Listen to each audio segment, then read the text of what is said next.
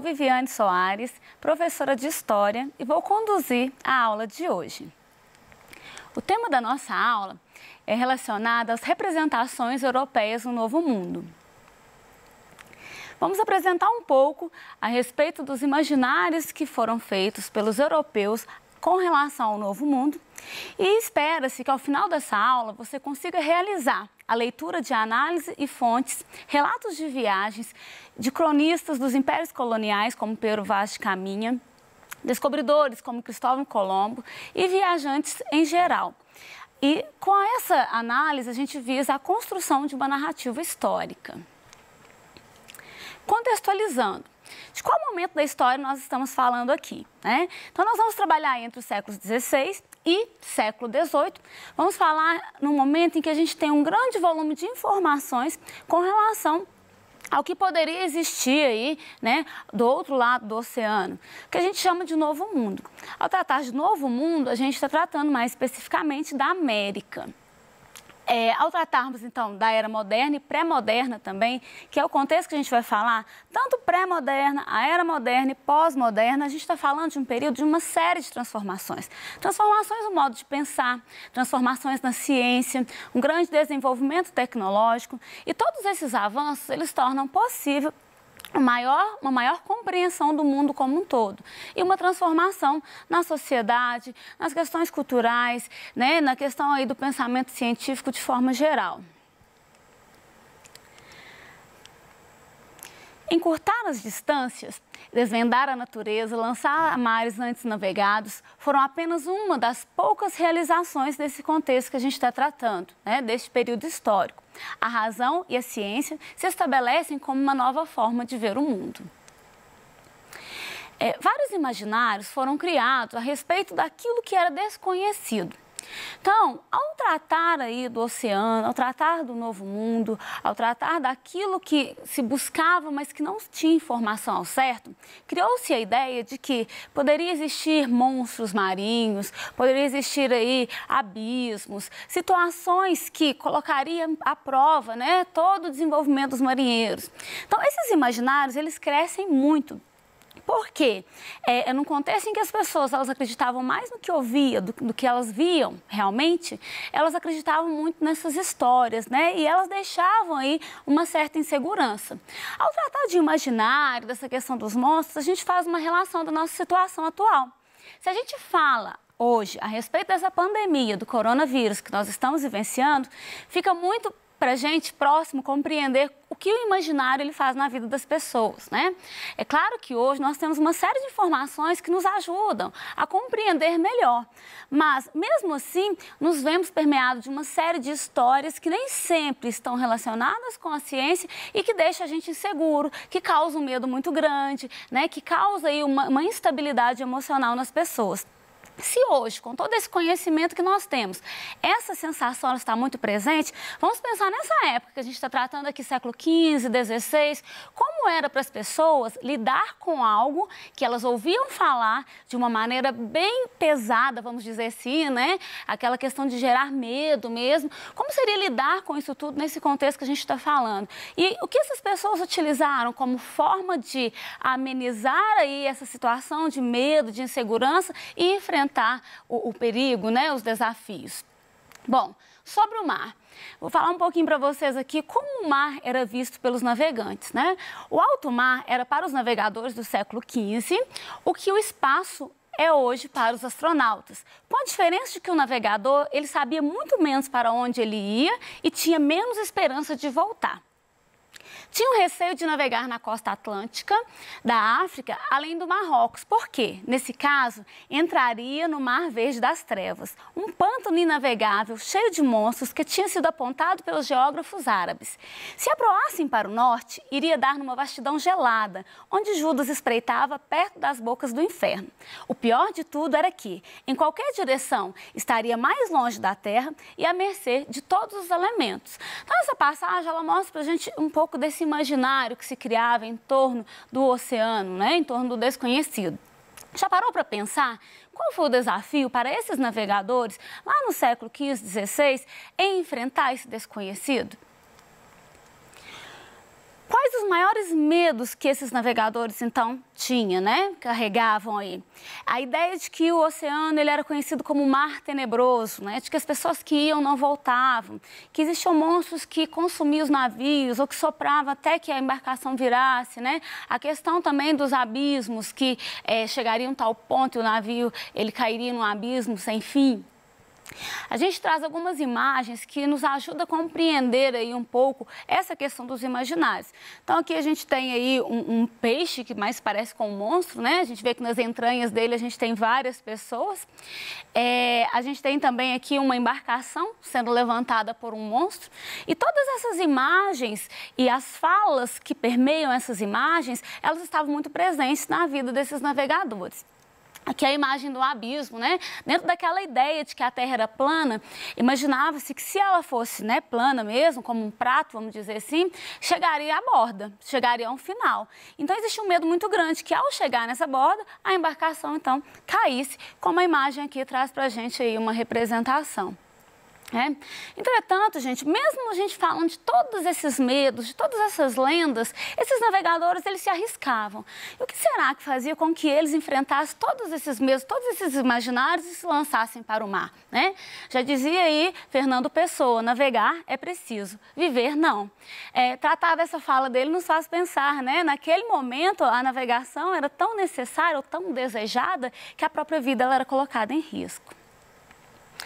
Pensando nessas motivações, do porquê das navegações, como é que eles se arriscavam tanto, a gente se volta para a questão do Oriente e as riquezas que esse Oriente oferecia.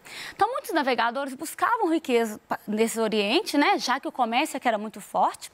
E só que as rotas que levavam a essa região, as rotas mais fáceis, elas já estavam sendo dominadas, tanto por navegadores genoveses, venezianos, que controlavam aí a rota que passava aí pelo mar Mediterrâneo. Então, era necessário buscar um novo caminho para se chegar a esse Oriente. Então, essa busca desse novo caminho, as possibilidades de facilitação do comércio, de maiores lucros, ela serve como um incentivo maior para esses navegadores.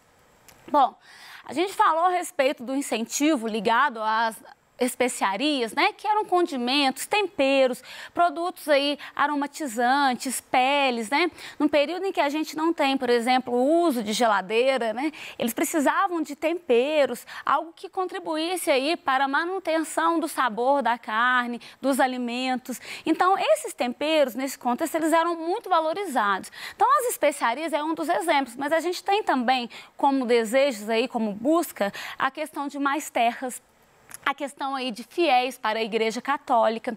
E a gente tem também a conquista de mercado consumidor, que é ter para onde vender os produtos. Bom, o primeiro povo que se propôs a explorar o oceano foram os portugueses, por uma série de questões.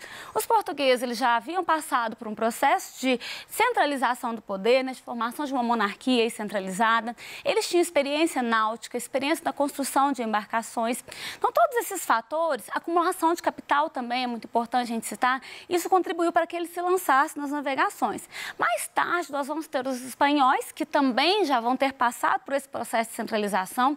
Os espanhóis demoram um pouco porque eles precisam aí expulsar os muçulmanos que estão dominando a região, né? Então eles passam por um período que é chamado de reconquista e só aí eles se fortalecem politicamente falando e podem também se lançar às navegações.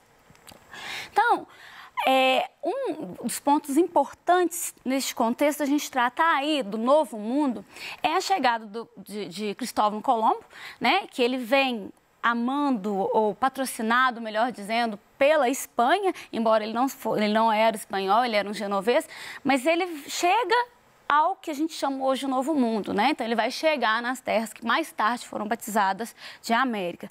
É interessante a gente pensar que Cristóvão Colombo fez essa viagem em meio a todos aqueles imaginários que a gente já tratou, né? A questão de monstros, a questão de se existe ou não um paraíso do outro lado, né? A ideia de criaturas fantásticas, sereias, todas elas foram ultrapassadas para que essa viagem fosse possível. Nessa imagem, a gente tem retratado aqui um pouco desse imaginário, né? Então, são pessoas que estavam com a cabeça no peito, né? Pessoas com cabeça de animal, homens com um pé só, que se equilibravam em um enorme pé, né?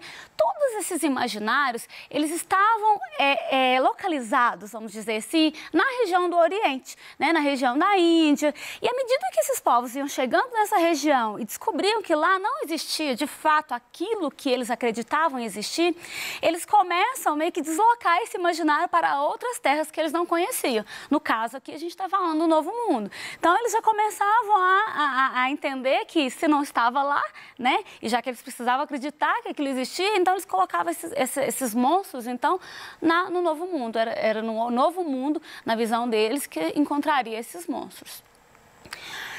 O Novo Mundo, ou continente americano, então, passa a ser o reduto, onde estariam aí todos esses seres que habitavam o imaginário europeu.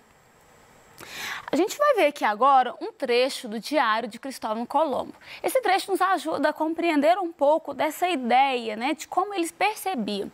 Então, tá lá, quarta, 9 de janeiro, à meia-noite levantou as velas com o vento sudeste e navegou para o leste-nordeste. Chegou a uma ponta que chamou de Punta Roja e a seu abrigo ancorou à tarde, que seriam umas 3 horas antes do amanhecer. Ontem, quando o almirante ia ao Rio do Ouro, disse que viu 3 sereias que saltaram bem alto, acima do mar, mas não eram tão bonitas como pintam e que, de certo modo, tinham cara de homem. Esse relato ele está no Diário de Cristóvão Colombo e ele levanta algumas questões para a gente.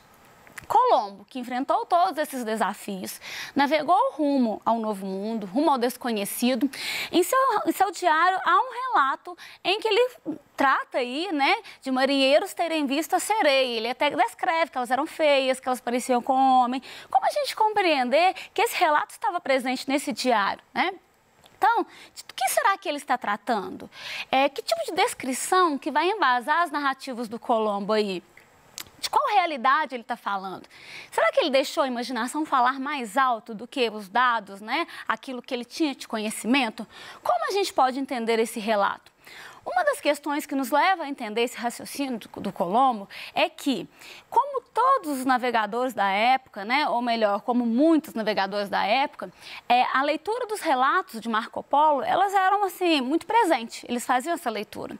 Então, há a hipótese de que as crenças que já estavam enraigadas, né, que ele já tinha essa ideia, já estavam enraigadas essas crenças, elas são misturadas mesmo com a realidade na hora do relato. Então, é meio que ele já vem aí em seu relato corroborar as ideias que ele já trazia até então construídas. A gente não pode negar, então, que havia um contato dele com outras narrativas. E isso pode ser um fator determinante para o fato de ter em seus relatos, em seu diário, a referência aí à presença de sereias. Outro momento importante da história aí, que a gente vai analisar por meio de fontes, relatos, registros, é a Carta de Pero Vaz de Caminha. É um documento muito importante. Pero Vaz, ele viajou na embarcação de Pedro Álvares Cabral, que foi aí um português, né, que chegou nas terras que hoje nós sabemos que é o Brasil. Bom, Pero Vaz, ele teve esse papel, né, de ser o escrivão, e uma carta que ficou muito conhecida é que ele vai descrever, né, falar aí sobre a terra encontrada. Então, o trecho diz assim: de ponta a ponta é tudo praia palma, muito chã e muito formosa. Pelo sertão nos pareceu vista do mar, muito grande, porque a estender os olhos não podíamos ver senão terra com arvoredos, que nos parecia muito longa. Nela, até agora não podemos saber que haja ouro, nem prata, nem coisa alguma de metal ou ferro, nem os vimos. Porém, a terra em si é de muitos bons ares. Porém, é o melhor fruto que dela se pode tirar, me parece que será salvar esta gente. Alguns pontos importantes desse relato, né, em que ele diz do lugar encontrado. Ele fala sobre a terra, sobre as possibilidades, né? Como essa terra, se ela pode nos dar fruto ou não. E arremata tratando a respeito de que o maior fruto que dela poderia se tirar é a questão aí de salvar as pessoas. Aí a gente sempre pensa, do que ele está dizendo, né? Salvar quem? De quê, né? Ou como? Ele está tratando da questão da religiosidade, né? Entendendo que os povos que viviam ali eram povos sem salvação, eram povos que estavam distantes de Deus. E aí a gente vê bem claro a questão da imposição cultural, né? Entender aí que o que a Europa tinha como base, com seus preceitos religiosos e culturais, deveria ser um padrão. Então, nessa visão, entendia-se que ao colocar os seus modos para os povos nativos, estaria salvando essas pessoas. Bom, em 1500, Caminha ele acompanhou a frota do Cabral, né? Eu já comentei isso com vocês, e é isso que ajuda a gente a compreender essas narrativas, os relatos que ele faz nessa viagem que ele acompanha o Pedro Álvares Cabral. Ao tratar das narrativas, a gente reforça que é a questão do outro, porque compreende-se que os europeus, ao olhar o nativo, ao olhar o outro povo, ele faz a partir de uma lente cultural, né? Ele está olhando a partir da sua cultura, tentando enxergar o outro. Então, a gente até costuma dizer que ele não estava tentando ver o outro, conhecer o outro. Ele estava tentando reconhecer. A partir das suas características, ele buscava aquilo. E uma vez que ele não encontrava, aí ele considerava aquele outro como inferior, como selvagem, como alguém que falta civilidade, como alguém que falta religiosidade. Então, a gente tem algumas descrições, né? O Caminha vai descrever os nativos como rijos, saudáveis e inocentes. A gente tem aí o Américo Vespúcio falando aí que são mansos, vivendo de uma forma paradisíaca, de acordo com a lei natural. A gente tem também a visão deles como gente bestial, de pouco saber. A gente tem de Manuel da Nóbrega, né, que é um padre jesuíta, que vai falar que eles são cães em se comerem, em se matarem, são porcos nos vícios e nas maneiras de se tratarem. Então, todas essas narrativas, elas trazem um pouco dessa questão cultural que a gente diz aqui, né, desse etnocentrismo por parte dos europeus. A gente tem aqui mais uma imagem que ela retrata uma cena que foi tratada como cena de canibalismo, mas a gente sabe que, em se tratando de indígena, não se trata de canibalismo, uma vez que isso não faz parte da dieta deles, comer a carne de outro índio. A gente chama isso de ritual antropofágico, que é, a partir de uma guerra, né, eles devorarem a carne do inimigo naquela ideia de que eles estão devorando, na verdade, as suas qualidades, a sua valentia, a sua braveza. Ainda dentro dessa questão de aculturação, a gente traz aqui uma imagem da primeira missa, né, que deixa nítido a ideia de salvar pessoas e, ao mesmo tempo, deixa também compreender a questão do distanciamento. É uma imagem encomendada, então a gente sabe que, ao pintar, procuram criar aí uma ideia de harmonia, como se os nativos estivessem, de alguma forma, tentando interagir com a primeira missa, mas se a gente buscar, né, mais fontes, mais documentos, a gente compreende que não é um processo tão harmonioso, né? É um processo que ele vai gerar uma série de desgastes. Vamos ver por dentro do assunto algumas questões, né, para a gente poder reforçar o que foi dito até aqui. Então, a primeira questão, a gente tem aquele mesmo trecho que eu já li a respeito do relato de Pero Vaz de Caminha, que fala lá, né, que se pode melhor encontrar e salvar as pessoas da região. Uma questão. A Carta de Pero Vaz de Caminha permite entender o projeto colonizador para a nova terra. Nesse trecho, o relato enfatiza o seguinte objetivo. Letra A.